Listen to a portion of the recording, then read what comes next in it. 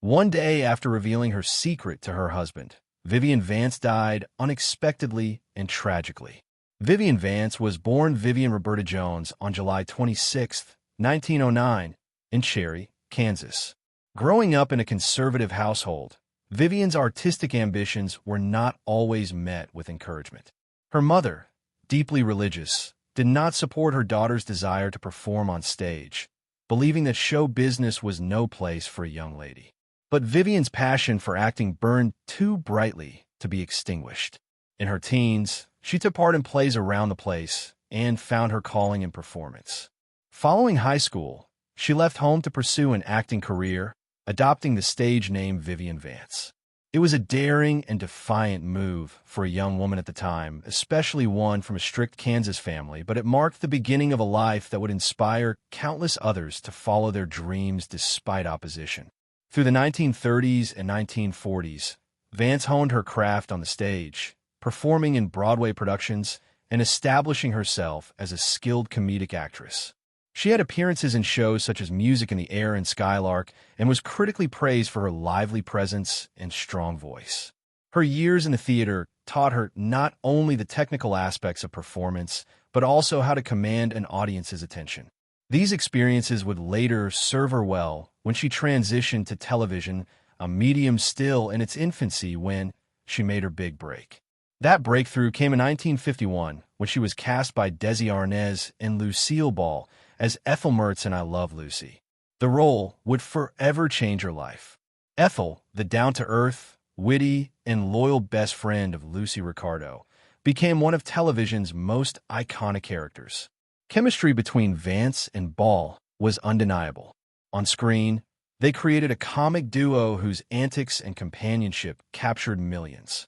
Vance's sharp wit and a more grounded portrayal of Ethel served as the perfect counter to Lucy's zany energy, creating one of the most beloved partnerships in television history.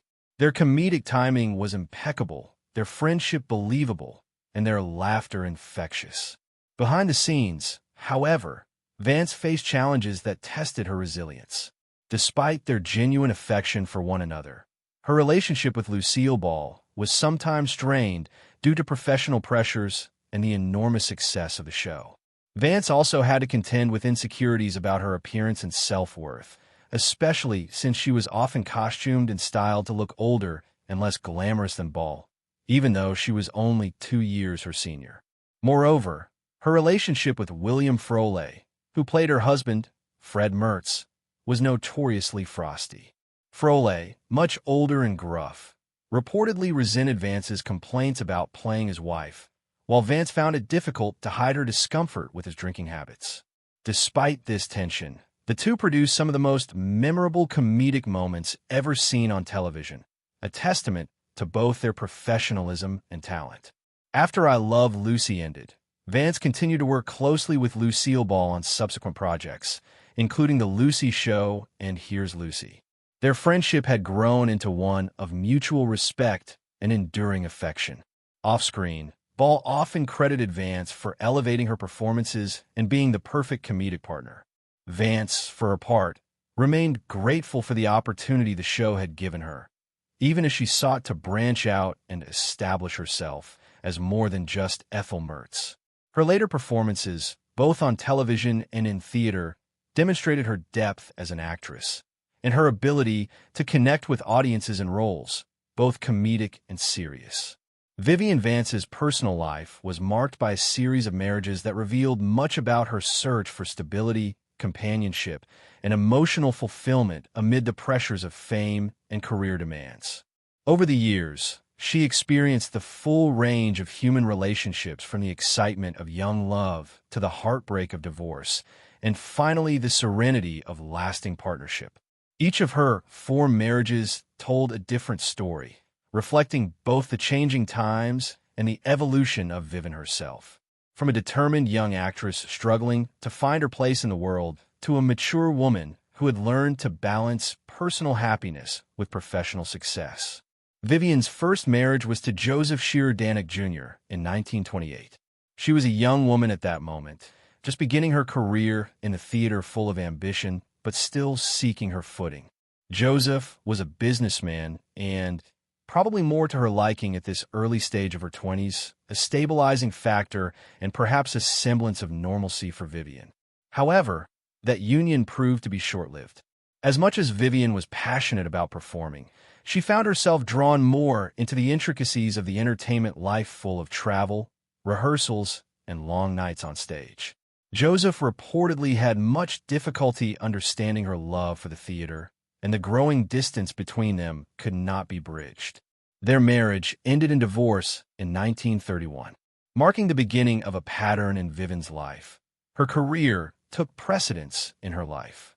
3 years later, in 1934, Vivian married George Coe, a musician and fellow performer. Their marriage was marked by shared artistic interests and the understanding of the unpredictable life in showbiz. George's creative background gave Vivian the emotional support and companionship she needed to continue building her stage career throughout the 1930s. The couple spent several years together while Vivian's star slowly began to rise.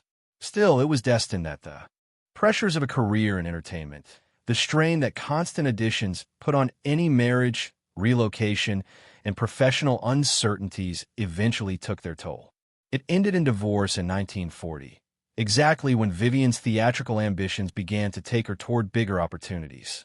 Even though their relationship did not stand the test of time, it helped shape Vivian's sense of independence and self-assurance, qualities which would define her both on and off screen. In 1941, Vivian entered what would be her most publicly known marriage to Philip Ober, an actor and director. This relationship, which spanned nearly 2 decades, was professionally fruitful and personally turbulent. Philip and Vivian collaborated on many projects, including stage plays and television. It was during this marriage that Vivian reached her greatest heights of fame as Ethel Mertz on I Love Lucy. But behind closed doors, however, their relationship was not without tension. Ober, by many accounts, was controlling and critical, and his jealousy of Vivian's success only grew deeper as she became a beloved figure in American television. Friends and colleagues later described their marriage as emotionally taxing, with Vivian enduring both verbal and psychological mistreatment, but despite the pain, she remained committed to maintaining appearances, perhaps out of loyalty or fear of scandal at a time when Hollywood frowned on public marital discord. After almost 18 years together, Vivian divorced Ober in 1959, a decision that marked a turning point in her life. The end of that marriage was not just the close of a painful chapter. It was a liberation.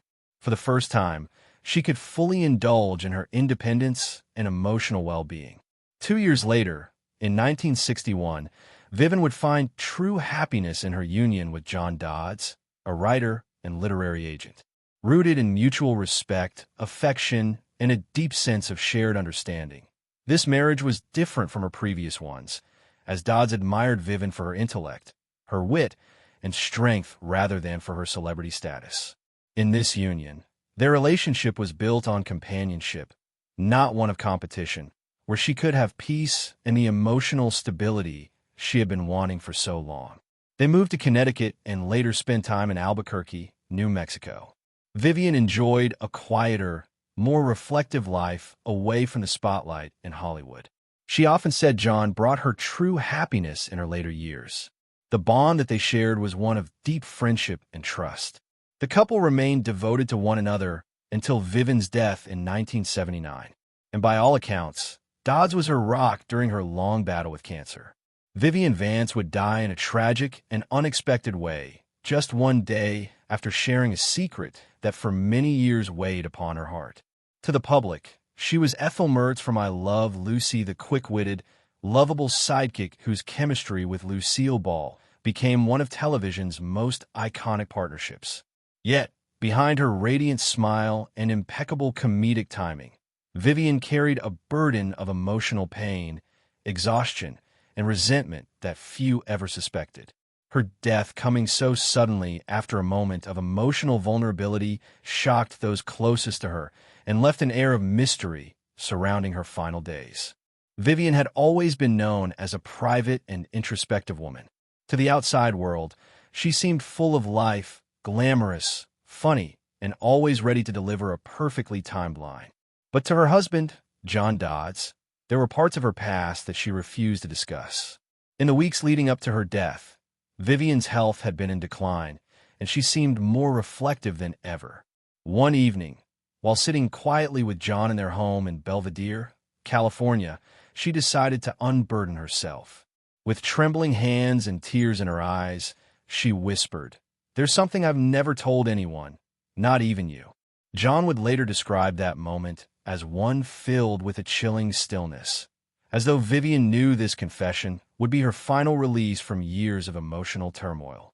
Her secret was connected with one of the most difficult relationships of her professional life, her intense hatred for her I Love Lucy co-star William Frawley. For years, Vivian had remained silent about the depth of her animosity toward him, fearing public backlash and destruction of the show's beloved image. "I couldn't stand him," she admitted to John. "Every day on that set was a battle of endurance.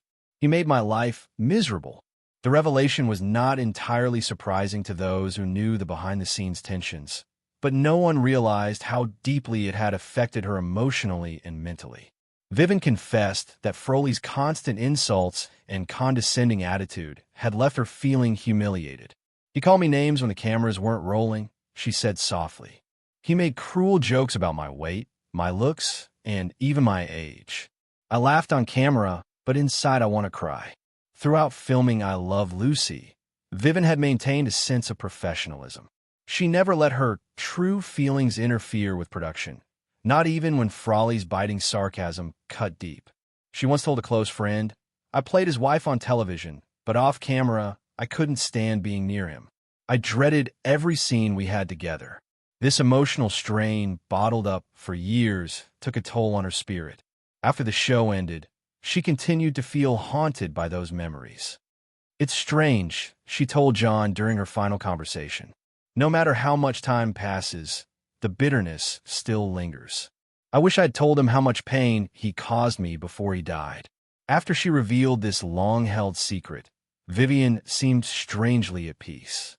John later recalled that she smiled faintly and said, "I feel lighter now, like I can finally breathe," but that peace was tragically short-lived. The very next day, Vivian Vance passed away unexpectedly. The official reports cited complications from her illness, but those closest to her couldn't help but feel there was something eerily poetic about her timing. As if after finally releasing her emotional burden, her soul was ready to let go. Her sudden passing sent shock waves through Hollywood. Lucille Ball, her lifelong friend and co-star, was devastated. When Lucy heard the news, she wept uncontrollably and said, "Viv was like my sister. I can't imagine this world without her." For years, Lucy had been aware of the tension between Vivian and Frawley, but she never knew how deeply it had scarred Vivian. She never let on. Lucy later said she was too professional, too proud. But maybe that's what hurt her the most. She kept everything inside. Vivian's confession to her husband the day before her death gave new meaning to her life story. It revealed the emotional depth behind the woman who had made millions laugh. Even while she herself was struggling with pain and resentment, her story became a haunting reminder of how fame often conceals the private battles stars endure, the unseen wounds inflicted by cruel words and toxic relationships. In the end, Vivian Vance's final words to her husband still echo with quiet heartbreak and courage. "I just want to be remembered for the laughter," she said softly moments before going to bed that night. "Not for the hurt." And perhaps that's the most beautiful truth of all, that beneath the tragedy of her passing and the bitterness she endured, Vivian Vance will forever be remembered as the woman who brought joy to millions, even as she carried her own pain in silence. Vivian's life was tragically cut short by illness.